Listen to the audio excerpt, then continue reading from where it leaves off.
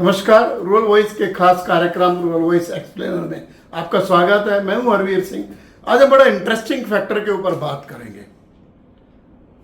कुछ दिन पहले सरकार के आंकड़े आए कि कंज्यूमर प्राइस इंडेक्स जून महीने का जून 2025 में घटकर 2.1% पर आ गया। 6 साल में सबसे कम। थोड़ा पहले जब रिजर्व बैंक की मॉनेटरी पॉलिसी कमेटी की रिपोर्ट के बाद जब रिजर्व बैंक ने फैसला लिया तो उन्होंने ब्याज दरों में कटौती की। ये आंकड़ा मार्केट के लिए, इकोनॉमिस्ट के लिए, बैंक्स के लिए एक तरीके से काफ़ी अच्छा सुखद जानकारी की तरह से आया, क्योंकि उन्हें उम्मीद लगी कि रिजर्व बैंक फिर से एक बार ब्याज दरों में कटौती करेगा।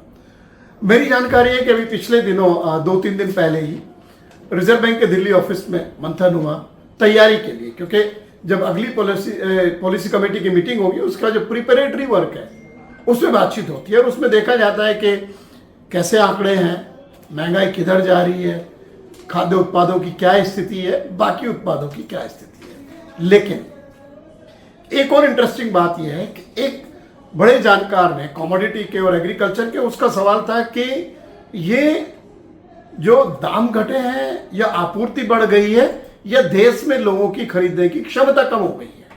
ये भी बात है, जब सरकार लगातार कहती है कि 80 करोड़ लोग ऐसे हैं देश में जिनको मुफ्त में खाना देना पड़ता है, उसको आप एक तरीके का उपलब्धि माने या फिर उसे एक ऐसे बड़ी तादाद में लोगों की मुश्किल स्थिति माने कि जिनको मुफ्त में खाना सरकार को देना पड़ रहा है।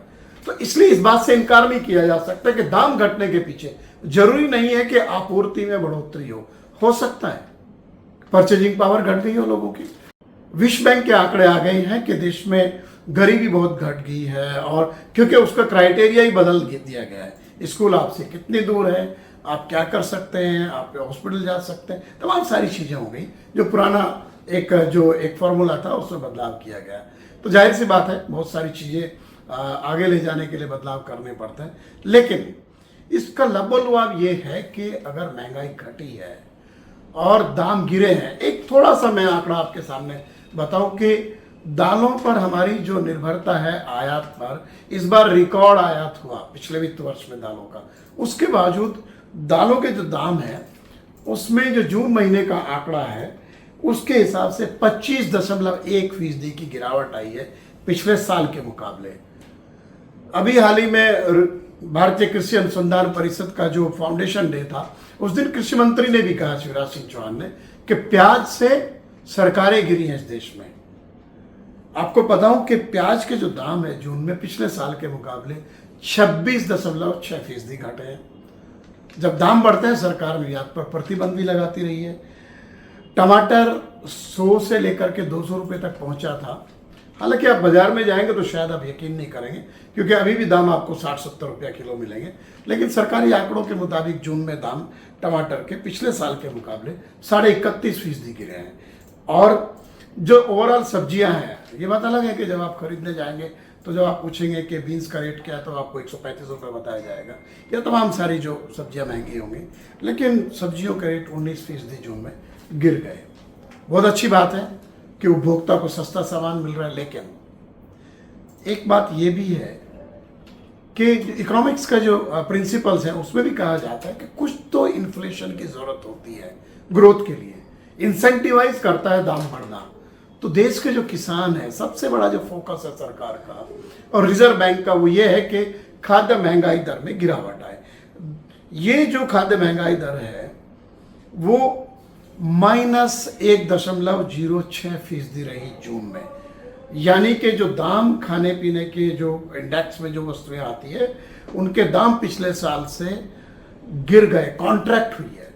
जिसके दाम गिरे हैं तो इसका मतलब उस उत्पाद को बेचने वाले जो लोग हैं उनकी कमाई कम हो गई है।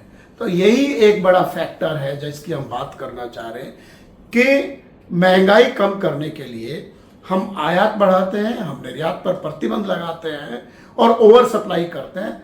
उसका नतीजा ये है कि किसानों की आमदनी सीधे घटती है। जब दाम कॉन्ट्रैक्ट हो रहे हैं तो इसका मतलब दाम घटे हैं, और कोई भी उत्पादक अगर दाम घटे हैं तो उसके लिए मुश्किलें पैदा होती है।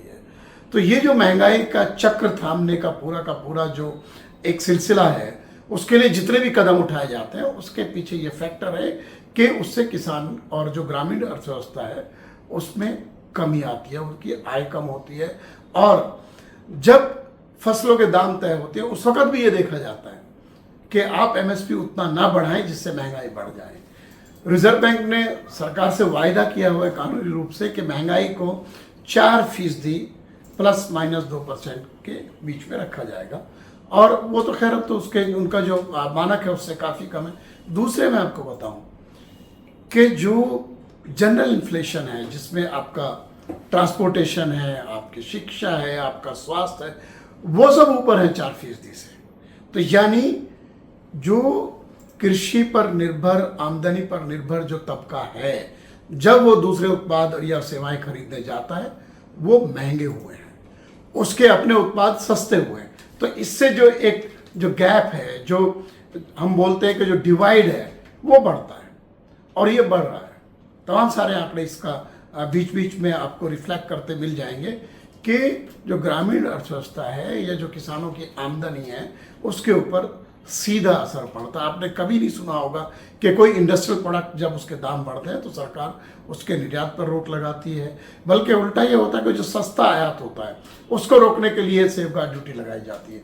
लेकिन अभी तक अगर सस्ते दाम पर आयात देश में हो रहा है, खाद्य तेलों का, दालों का एमएसपी से नीचे दाम पर आयात हो रहा है, तो मिनिमम इंपोर्ट प्राइस का भी प्रावधान सरकार नहीं कर रही है घरेलू किसानों के हितों की रक्षा के लिए। तो ये अपने आप में एक कॉन्ट्राडिक्शन है। इसलिए जब आंकड़ों में महंगाई कम होती है तो हमें हमेशा खुश नहीं होना चाहिए, हमें उस उत्पादक के बारे में भी सोचना चाहिए जो उन उत्पादों को बाजार में बेच रहा है। फिर एक बड़ा गैप होता है, फार्म रेट क्या है और कंज्यूमर को दाम जो मिल रहा है उसके बीच में, वहां पर बड़ा हिस्सा आमदनी का बिचौलियों के पास जाता है। अब तो ऑर्गेनाइज ट्रेड का भी एक बड़ा अंतर है। ऑर्गेनाइज ट्रेड में जो लोग आए हैं फूड बिजनेस में, वो भी अच्छा खासा मुनाफा कमा रहे हैं। तो मेरा कहने का मतलब है कि ये जो आंकड़े हैं इनमें जवाब कम है, सवाल बहुत सारे हैं। और सवाल ये है कि क्या खाद्य महंगाई दर और कृषि उत्पादों की कीमतों का लगातार कम होना और कॉन्ट्रैक्ट होना किसके हित में है? मेरा मानना है कि किसान के हित में तो नहीं है। ये सवाल जो है इनके जवाब सरकार को, नीति निर्धारकों को ढूंढने चाहिए ताकि किसान खेती में रुका रहे और हमारी जो फूड सिक्योरिटी है, जो सुरक्षा है खाद्य की, उसमें ख़ास तौर से मैं कहूँगा खाद्यान्न सुरक्षा। हम एडिबल ऑयल और पल्सेस, दालों में और खाद्य तेलों में तो कहीं भी हमारी आत्मनिर्भरता नहीं है। इसलिए जहाँ पर उन्होंने बना के रखी है उनको बेहतर दाम मिले। सरकार बीच में इंटरवीन करती है। ये बात अभी हाल ही में जो कंज्यूमर अफेयर्स मिनिस्ट्री और फूड मिनिस्ट्री है, उन्होंने गेहूं का ओपन सेल मार्केट में जो दाम तय किया है वो जो एमएसपी पर जो खरीद होती है सरकारी, उसकी लागत से भी कम है। इसलिए आप नहीं चाहते कि सरकार नहीं चाहती कि किसान के पास अगर उसका स्टॉक बचा है तो उसको वो ज़्यादा दाम मिल सके। इन तमाम सारे मसलों पर आज हमने रूरल वॉइस एक्सप्लेनर के इस एपिसोड में चर्चा की। हम फिर आगे आपसे बात करें किसी महत्वपूर्ण मुद्दे पर। आप हमारे यूट्यूब चैनल रूरल वॉइस इनको जरूर सब्सक्राइब करें और कृषि, ग्रामीण अर्थव्यवस्था से जुड़ी खबरें, टेक्नोलॉजी, विश्लेषण, मार्केट, इन सब की जानकारी के लिए आप हिंदी में हमारी वेबसाइट ruralvoice.in, अंग्रेजी में eng.ruralvoice.in को सब्सक्राइब करें। हमारे social media handle Facebook, Twitter, LinkedIn, YouTube rural voice इनके नाम से हैं, उनको सब्सक्राइब करें। नमस्कार।